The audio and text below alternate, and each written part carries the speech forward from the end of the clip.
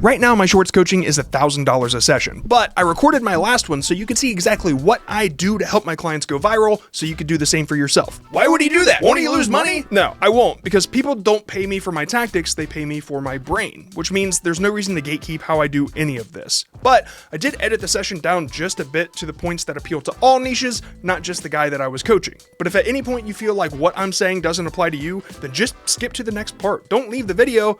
It was $1,000. Get your money's worth. I don't want you to compete. I want you to blow past the people that you're competing with. And the only way to do that is not to be better than them. It's to be different than them. There's too much attention to go around in this world. Some of that attention belongs to you.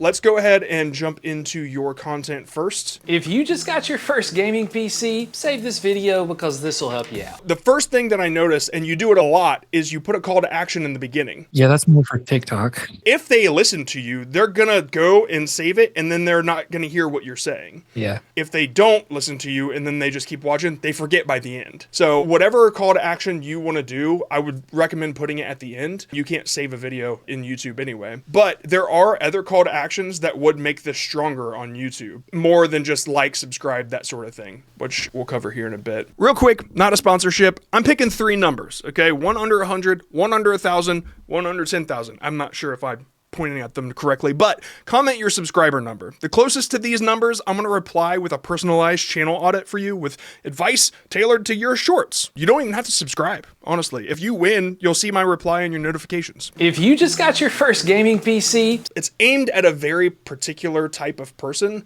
that just bought a new computer and decided to look on YouTube. I gotta say, that's probably pretty rare. The tips that you're offering just need a bit of a different hook instead. Like, do this before you ever turn on a new computer. Because then it's like, oh, I've had a new computer. I wonder if I did that. Because you're hitting a broader audience than just first-time PC buyers, right? You could listicle it if you want.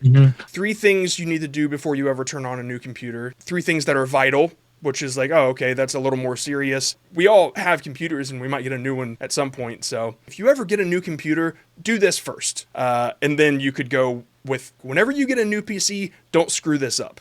Because I like that one. Yeah, I like that. Yeah. Let's go to the next one. how good is the Ryzen 5 3500X in Fortnite? Now, before you all say it, I know that you could get the Ryzen 5 3600 just a few dollars more, but the CPU comes in a lot of pre-builts, so we needed to test it out. For this particular test, we used a GTX 1660 Ti. So let me see if I can name all the things you just talked about. You know what I'm saying? Yeah. And I'm not saying that your target audience is people that are new to computers, but the one that was just before was. And so they're going to see this one too, and they're going to be like, what the f is he talking about? There's a lot going on here that needs to be simplified. If you quickly show comparisons like, this is what it looks like on blah, blah, blah, and this is what it looks like at 1080. Right. That makes a lot of sense. The stuff you're saying on this one is like way too inside baseball. I do struggle with that. I wrestle internally sometimes with, like, one video I tried to go really broad on long form, and I got a comment from a dude's like, why are you talking to us like we're a bunch of idiots? Fuck that guy. Dude, seriously, fuck that guy. The tech niche is just so toxic. They watch the big YouTubers, and whatever they say, nobody else can have a different opinion, or they're wrong. Yeah.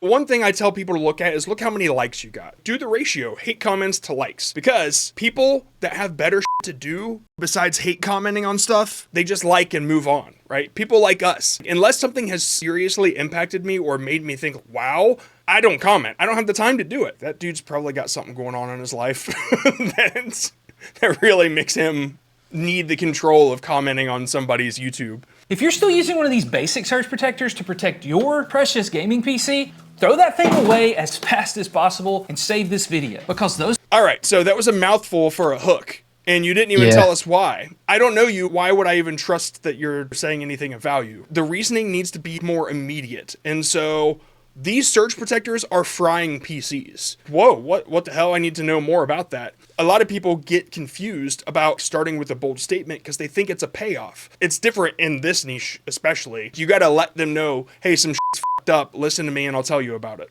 You could always say, like, these surge protectors are frying PCs, but there's a solution. This is the one that really stuck out to me as broad. And I think that you can do more of these. When it comes to long form, the way that YouTube tests your content is it gives it to your subscribers first, and then it starts to reach out after that if your subscribers are happy with it. And so niching down for long form really makes sense. But when you niche down like that in short form, it tends to limit you. I know that you've kind of wrapped a lot of your niche around gaming PCs in general, but in your short form, broaden it to tech, because it'll start giving your gaming PCs to tech people anyway. And so I think that if you did stuff like this, the surge protector, everybody deals with surge protectors. I would do more of it. Let's see what this next one is.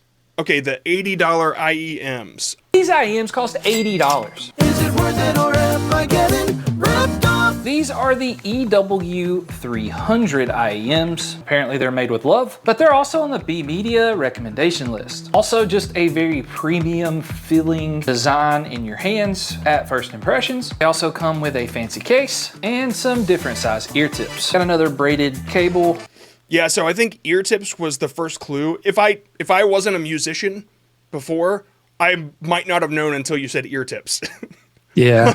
So that's a kind of a long way before it's clear that it's headphones to me. I guess if you're going to say IEM, quickly give it the context that it is going in your ear, right? You could still say IEMs, but at least in the next sentence, make it obvious that the sound quality is amazing or something like that, and show a little B-roll of you putting them in. Anything that just gets it across to the dumb people. I have a note that the music is too loud. Let's hear that.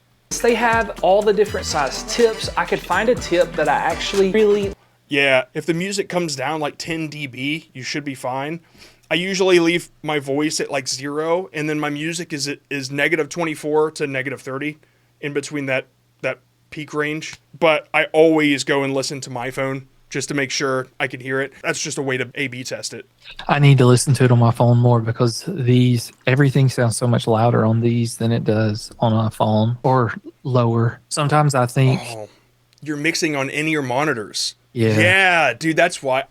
I've made that mistake. They're mixed to be able to hear on stage. A lot of times I'm editing at night, my kid's asleep, and I want to wake him up. So Yeah. Do you have like cans over the ear headphones? yeah, I do. That would probably be better. That's what I usually do, but I always watch it one time before I hit send. Like, because, Yeah. when you upload to Instagram and YouTube, it'll play it for you. Yeah. And so that's where I listen to it.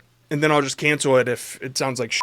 As for the hook on that one, you said these IEMs cost $80. And so I would probably have put it in a storytelling hook because it adds stakes to it. I just spent $80 on these in-ear headphones. Yeah. And so the second one has these personal stakes, and it also simplifies the explanation of what they are. So like all of the context is there. I noticed in this one, there was a much more interesting pain point that you talked about. No left and right indicators. So blue means left and red means right. Blue means L, red means R. You pointed it out as a pain point that a lot of people probably experience, but you just kind of brushed it right over and you said, this is what it means. But just spitball on a piece of content here. I just got these headphones and I have no idea which ear is which. So I did what any normal person would do, which is to look for the L or R, but they're not there. They got these little colors on them, but I had no idea what that means. At this point, people are jumping to the comments to tell you what's what. Yeah. Right? You want them to feel like the hero. Then you continue. So I had to look it up. If you ever have headphones like these, blue, the color with the L in it, is left. And I thought it was funny to point that one out first because R, red, right, that one's obvious, right? Right. And so that's a second comment. People will get... Obviously, R is red, right? They want to feel awesome. Yeah. And so, yeah, blue, the color with the L, is left. And you say that a little slow to give them the chance to tell you. Yeah. And then red is the one that starts with R. And so it's just a funny little piece of content. But I feel like the amount of engagement would come off that like, like crazy. Oh, that would be great. Yeah. Because this community, they love to do that. Oh, yeah. Smartest people in the world. All this stuff that I'm sharing with you, I'm going to send you a big document. And also, okay. This is being transcripted, and it'll send you an AI summary of everything that we talk about. Okay, awesome. Let me talk about the visuals here for a second. This wireless keyboard's literally 32 times faster than most wireless ones. It's the Wii Gear. This is like just at the top that if you have a double line description, then your profile and stuff is getting in the way of your captions. I made this eyeline captions template thing to show where they could go, like the best place to put them. your no is there, right? It's fine. But if this title was 2 lines tall, then your no is in the way of the subscribe button. Do you have that as a PNG file? In the community, there is a channel called Tools-Resources. And Yes. if you keep scrolling down to older posts, you'll see vertical overlay pack. It's a zip file with all my vertical overlays that I have in there. And then there's like an arrow pack and grids and stuff too. Is that arrow pack good for thumbnails? That's what I use it for. Sweet. It's just 92 arrows that I use for thumbnails. I use it for videos too, but yeah. What I usually do is I aim to have my captions just a little bit higher, a third high. And then the eye line is where your focus should be. I call it an eye line because your eyes should be there. People look at each other in the eyes. It's just instinct. If your eyes move off of it, then their eyes move off of it. And so you always try to bring them back to that little spot. And so that's kind of where I keep all the subject matter. This, I did want to point out that it is just very, very busy at the top, your background. Yeah. And it's the focus. It's distracting. It's the only thing I want to look at because it's crazy looking. Yeah. Right? You're messing with something down here, but I'm like, what the f is that? I think it's Goku now. Yeah, and it's animated, which is worse. Yeah. So when I'm looking at that new one and it's Goku and like there's flames and shit going around, I'm like, I forgot what this video is about because I'm focused on that. So what I'm saying is everything you've shot so far on the channel in short form needs to be tilted down, like all of it. Okay. You can see right here where the box is in the caption area. It's okay that the words pop up in front of your subject matter, but they should both be up there around the eye line. Just like this is the center of your video for short form. You can kind of see exactly where the eye line and the captions fit on this one. This one was a really good example. If the camera was angled down, you would just end up with something like this, where everything just fits perfect, right? And so the top would then be cropped off. You could bring it closer if you wanted. Like, seeing that much of your legs when there's not much going on down there is kind of like a little weird.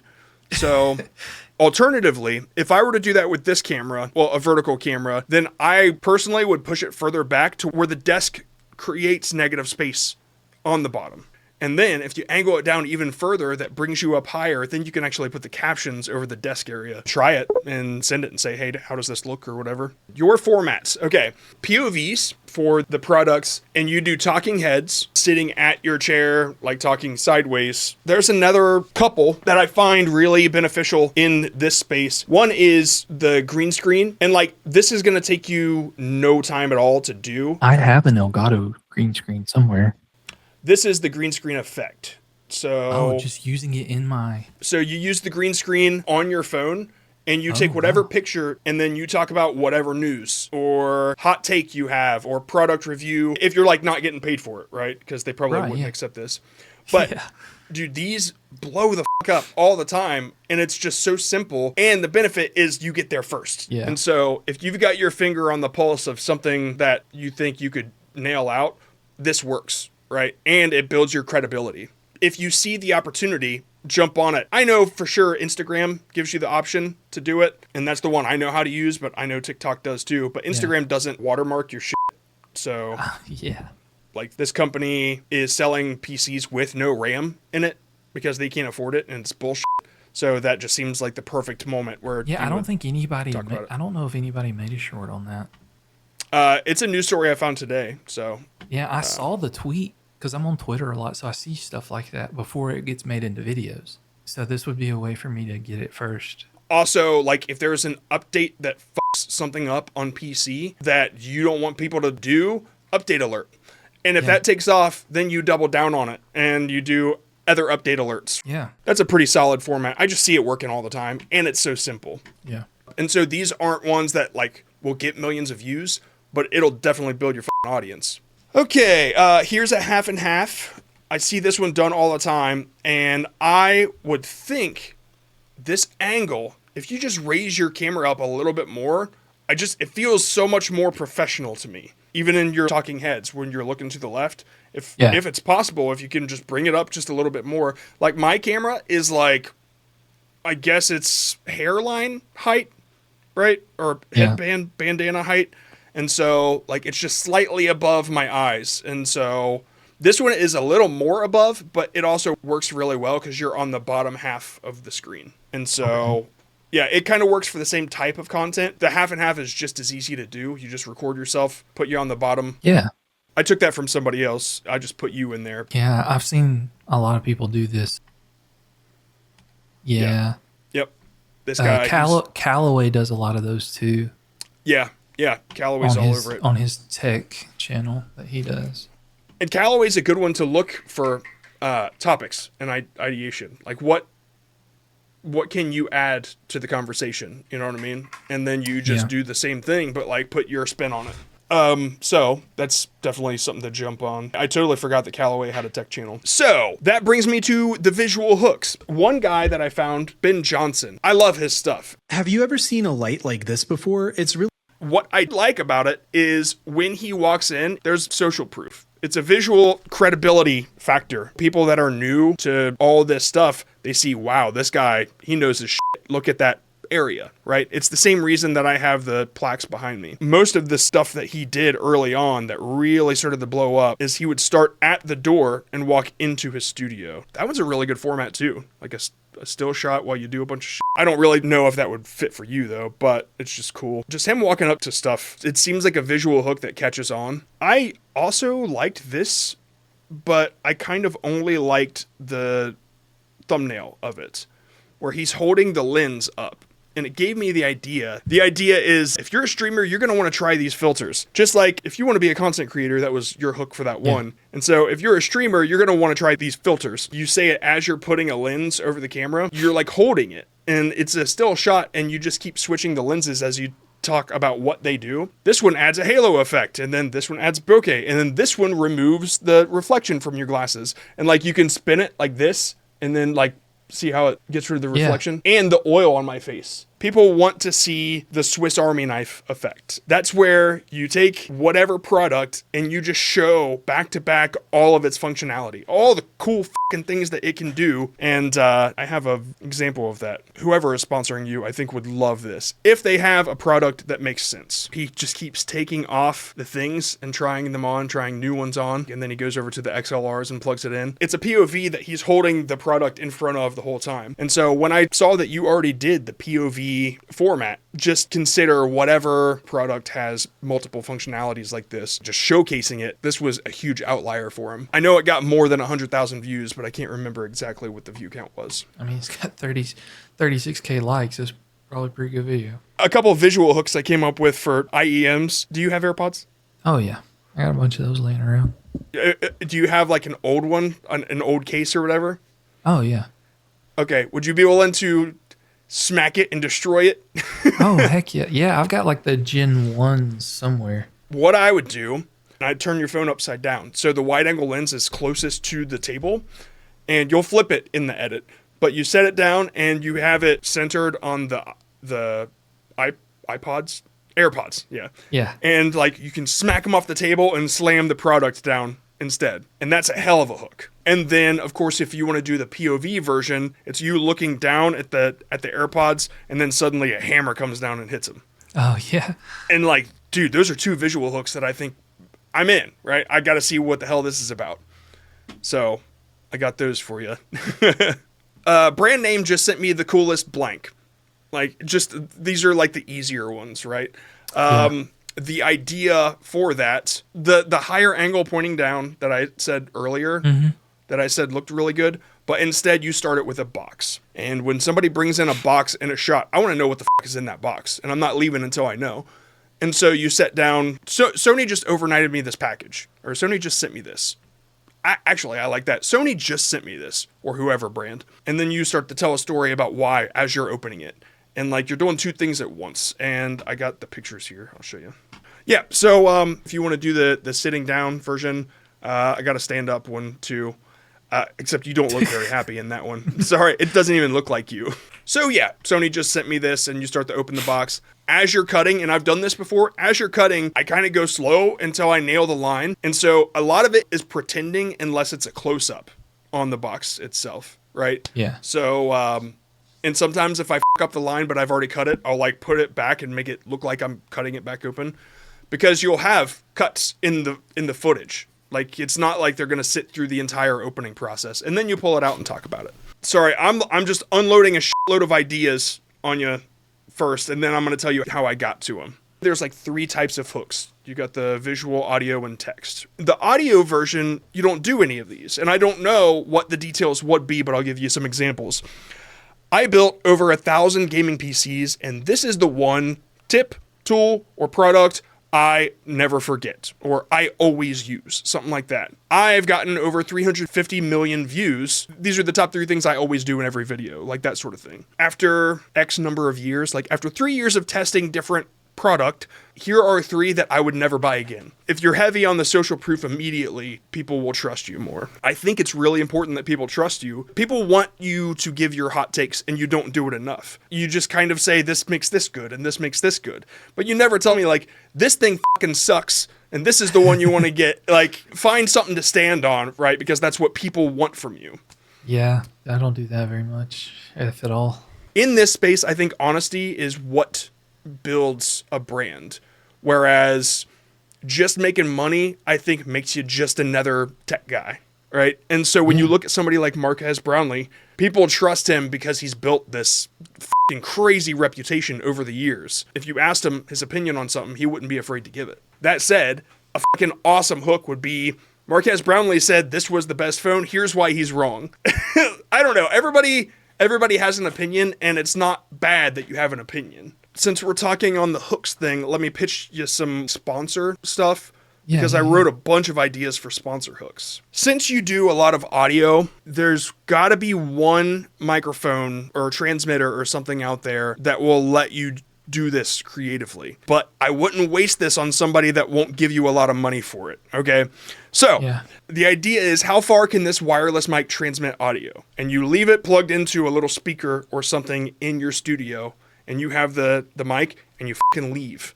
You take your phone with you, and you leave the studio, and you keep walking. You get in your car, and you start driving. And it keeps cutting back from you to the studio, back and forth, because you got two cameras set up. And eventually it'll cut out or whatever, and like you go back to the studio and you're like, okay, so I did the calculations, and it turns out it's 20 meters. That's pretty wild. You know, like something like that. That's a fucking story, dude. If done right, that's gonna get a lot of views, because people, even if they don't care, like they don't care about tech, they're in it for your story. Like it's such a good idea. Those types of ideas, all you gotta do is hit me up and say, hey, look, I've got a new sponsor. What would you try? Right? Yeah. Because like, I pride myself on thinking out of the box. That's what I really love to do. And so that's one that I'm like, I could see me doing it. And when I can see me doing it, I know it's going to work.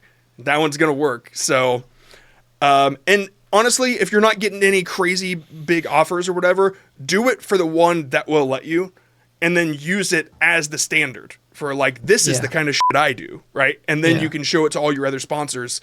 Be like, look what I did. Yeah. This one is awesome. I'm excited about this one. This one leads to a lead magnet. If you've ever started up your PC and saw the command prompt flash for a second, you need to hear this. All right, what the fuck is it? What? I have that happen all the time. So yesterday, I'm getting ready to play popular game, whatever, trending game. I turn on my PC and suddenly I see this quick flash of the command prompt. So naturally, I got concerned. I started digging, and I had a pretty good reason to worry. That's a rehook. Like, okay, what now? If you see a command prompt flash on your screen and you didn't do it, it could very well be something malicious on your computer, like spyware, malware, a virus, but some softwares do make the command prompt flash for a split second on startup. And to keep you from worrying like I was, I created a list of all the softwares that cause that CMD flash. Link in the description, right? I didn't deliver that very well, but that's the idea. Yeah. I know Discord makes it happen. A couple people on Reddit, they talk about, oh yeah, I saw that too. It was Slack or whatever. I know some audio drivers do the same. So when I first saw that, I remember thinking, what the fuck was that? But it happens every time. The way that I found that was by searching on Reddit, and I think I searched for 2024 gaming tech questions or something like that. And it popped up as a concern from a lot of people. And I know a lot of people will relate to that. And as long as you don't answer what it is, or if it's dangerous or not in the first half, then you're golden. I have a meme idea that you could do like tomorrow if you have lights. Do you know what the lights off meme is? I don't think so. Ah, fuck, I gotta show you this. This is so stupid. It's so dumb. Let me just share this. Do you know what lessons in meme culture is? No. Okay. So this is lessons in meme culture. He talks about whatever the current meme is that everybody's sharing. And so this... Now, I've seen this dancing thing. Okay, yeah, it's a popular meme that people are like doing whatever, and then their face matches John Hamm, and then it switches to him doing it, right?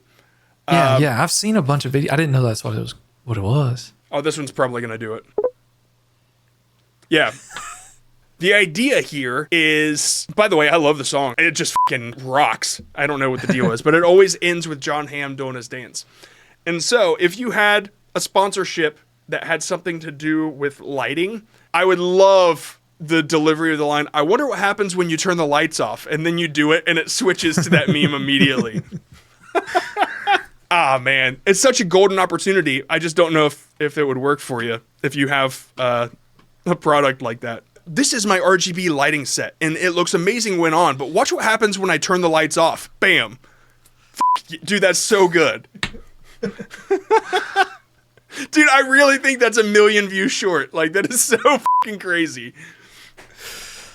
This isn't really anything, but if I were to work on a sponsorship, the reason that I don't do them is because I have to have a personal story about them, right? Like, how did they benefit me? I can really sell something if it happened. And so I had so much trouble with vidIQ. I wouldn't do their product because I didn't really use it. I used it for the things that they didn't want. Those weren't the talking points.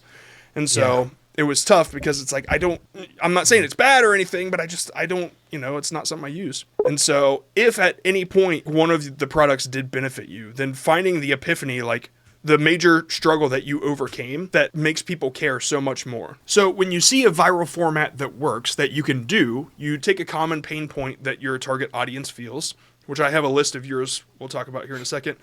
And then you pitch that as the hook, and then you pitch the solution, and you use that video that you found as how you pitch it visually. And so that is where we will head next. The pillars. You had like beginner tips, which is like the first gaming PC one. How good is Ryzen, which is performance and optimization pillar. You have gaming setup, streaming, and creator tech. Then you have consumer advice, obviously like the best gaming tech under whatever budget, and peripherals. And like these are 6 that I just kind of wrote down to give me a start. Roll over to Instagram, and I would type that in to the search. But I do this on my phone since Instagram wants to change its fucking UI and remove the view counts.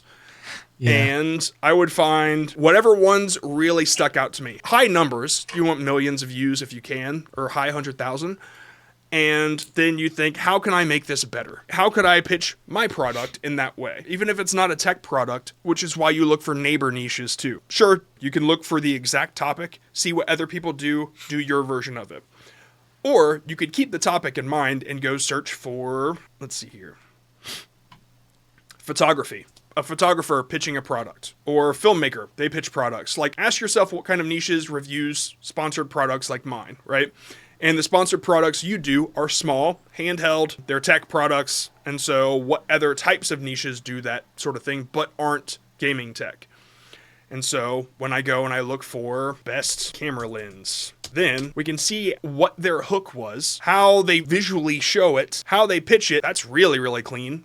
I think really this one locks me in because of the aperture of it. It's not something that you really need to do, but like it's very clean. But he's also a photographer, so you're gonna get that. Yeah. I don't have super expensive glass right now. Yeah, some of this stuff is aesthetically so good because we're in that niche. Right. What the fuck was that? Oh my god, like what a visual. Yeah, I know. I was just Wow. I bet that has millions. It has to. This is solid. Top down, what's better? This is presented side by side at some point, which I think is really clean too. That's beautiful. So yeah, the point is showing the tech in a way that a niche that isn't yours shows it. Like what they say, replace the keyword. This camera only costs $89. This keyboard only costs $89. Yeah.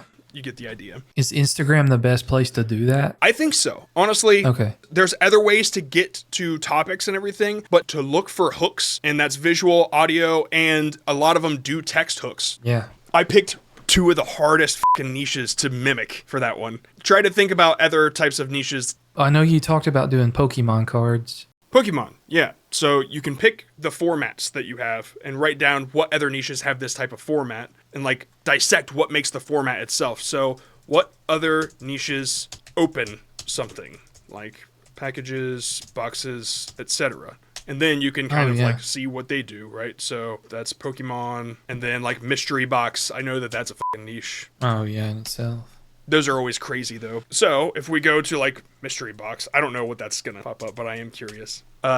Giant box full of shit. Pulls in giant box. That's actually not a bad visual hook to pull something in from the side to you. Yeah, mystery box might not be the greatest one. Another question I asked, which niches have the same types of topics like building stuff, like your computers, replacing parts, comparing performance of parts, that sort of thing?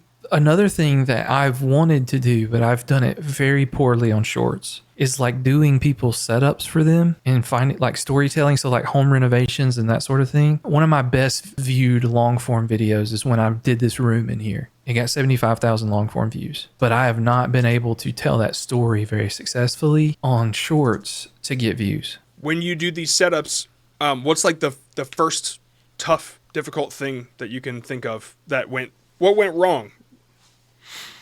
What did you have to overcome when you did it? It might not seem serious. It might seem really, really small, right? But the way you tell a story can turn a small problem into a huge relatable problem. Shoot. I don't know. See, in my room, this was the junk room. So like we had a crap ton of stuff in here I had to clean out. It took me like a whole day to clean. Did you film it? Yeah. Yeah, that's great. Filmed everything. Yeah. I turned this into this in X amount of time, right? My wife told me to turn this into this, or she was just going to leave me. I don't know. Like anything, if you add stakes on top of the conflict or the obstacle, like right from the get, then people are in it to see how it turned out. Yeah. If the big payoff is the result, like what it turned into, then you blur it at the beginning. But if there's an extra payoff, like her reaction or something like this, but you won't believe how my wife reacted, right? And then you don't show that part, then they have to stay for the reaction. And that's more powerful because you can show the result at the beginning. And then they're like, okay, well, that's crazy looking. I got to see how it was done, and I got to see her reaction. Anyway, that is how I use the outlier neighbor niche thing. When people first get started, it always benefits them to try directly in their niche to see what they can turn it into, how they can improve what exists. Some people can just win that way.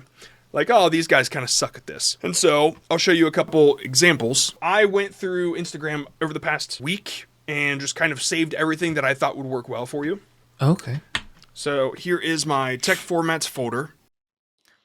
I just thought it was so funny. I'm like, oh my God, lights off. That's genius. Have you ever seen an audio device like this? Have you ever seen a light like this before? It's really... Hidden Windows hacks nobody tells you. Go on your computer and press Windows and R, search shell:/apps folder. There you can see every single app you've installed on your PC, even the ones that are usually hidden. Delete ones. Okay, so yeah, he says delete them and then watch your frames per second speed up. And somebody said more storage doesn't give more frames per second, which is funny because it got a reaction out of people. Yeah, I see. There's my mental dilemma with that because most of these are just BS. That just give you... I would just say like clear up your storage or whatever. Yeah. Clean up your PC. If you're like boldly incorrect, then people are going to not trust you. This is a kid, obviously. Yeah. It's just one simple idea that you could probably pitch in 15 seconds and do it a lot better. Did you know that pressing Windows key plus I and choosing gaming, then game mode? Fine enough for the tip. Shoot, Windows commented. Holy shit. Yeah. What the hell? I was going to say that his hook could be stronger because he just does, did you know that, right? Right, yeah. If you add a little bit of a promise into the hook in the beginning, even like, has your computer been stuttering? Low FPS? Try this. Just something simple where you know what you're getting. I think that this could have performed better had he said that because you don't really know what you're getting. And honestly, I think the performance on this one was because he's already big. Yeah. Which means it's not an outlier. But for you, it would be. And so... And those tips are good. This dude blew up so fast. You seen this guy? Yeah, dude. He blew up super duper fast. It's silly as hell, the washing the computer stuff. I've seen it twice, where you clean your PC. But this turned out to be a sponsor. of how to, like, it's a airbrush Oh, sponsor. And I thought it was a cool idea because it starts off as a novelty, like a skit, right? But then I didn't see the sponsor coming, but it came. I thought it was a really cool idea. And so the format I think would be cool is to do something the wrong way that the product solves. I didn't have a good example at the time of this coaching session, but shortly after that, Matt got sponsored by a mesh router company, and the idea that I came up with using this format is to have a very similar skit where he's pulling cables all through his house, and he's going under his doors and behind his toilet and over the fridge, and the shot just keeps changing from room to room as he's running this cables. Then he comes in as the other character and asks, "What are you doing?" And Matt says, "Well, I needed internet up in my bedroom, office, whatever." And then the other guy says, "You know that there's a fix for that, right?" And then he pitches the product. I don't know what else that could work for, but I thought that this was really f***ing clever. I saved this a long time ago, I think, where this guy has like a mental breakdown as an adult playing games. Because when you're gaming as a kid, it's like, also fun, but as an adult, it's like, you're wasting your time. Why aren't you making money? Yeah, get the idea. Simple, but the text hook is immediate. Gaming as a kid, gaming as an adult. Like, it's just genius. Right there, right up top. It's fine. This was another format I didn't have an example for, but I do now. He could do what we saved up for as kids, like they save their allowance and then show a bike or a video game or something like that. And then it says what we save up for as adults, and it shows a single stick of RAM because they're super expensive because of AI and all that. Perfectly in line with his niche. And that brings me to my other ideas now. Okay. Awesome. Okay. Yeah. Now I know I might have done too much work on this shit. I should have figured out a way to give it all to you and like know exactly what to show you in an hour and a half, but sorry. Dude, I'm off work for another week, 2 weeks really, but I'm off. So I ain't got nothing to do. For the softwares, Windows won't tell you this, but I will. Hell of a hook. My lawyer said he's not sure if I can say this.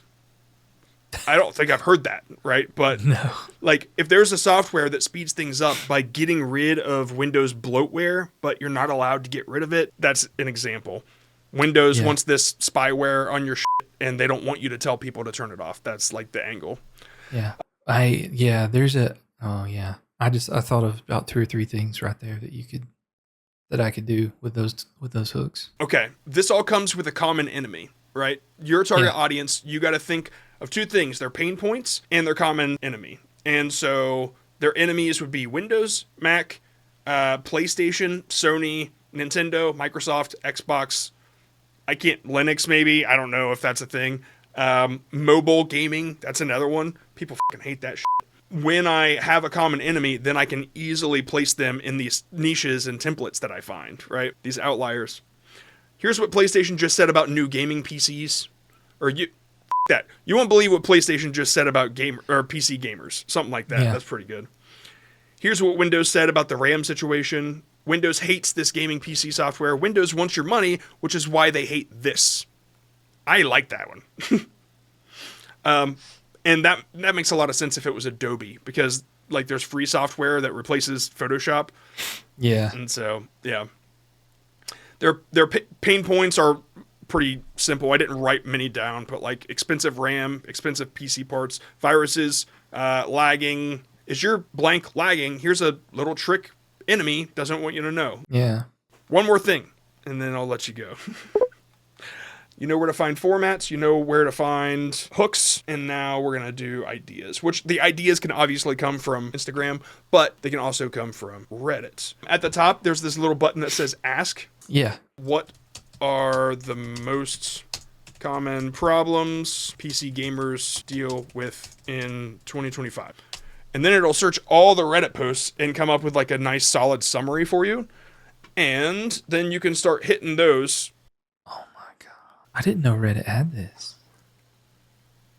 Yeah, it's super useful. And then, of course, Gemini is my favorite AI to find topics with. Basically, you could ask the same question, but then ask it to search Reddit instead and specify, give me the top 50, because it will say the top 50. Gemini is so good that I asked it to find a timestamp in a video. I didn't know where it was, but I just explained what the video was about. It found it, it found the timestamp, and it gave it to me. And it said, here it is. Yeah, it's good. It's very good. The scripts that you wrote out for videos, is that like, are you going to send that? I'm going to send you the entire link to the Milanote where I did all this research. Okay, awesome. That call was supposed to be 90 minutes. It ended up being 2.5 hours. And as with all my clients, I continue to talk to him every day on Discord to help him with his content because I'm personally invested in his success. Because if he doesn't win, then I don't win. How good does a coach look with unsuccessful clients, right? If you're looking for a coach that's personally invested in your success, then book a call with me, shorts.expert. But if you're like me and you like to take in as much as you can and you got the time to learn how to do it yourself, then I'd recommend checking out this video right here. This is the problem that most shorts creators get stuck on, the flat line or the shorts jail, as we call it. Yeah, this one seems to be helping people out. It's how I got over it. Click the video.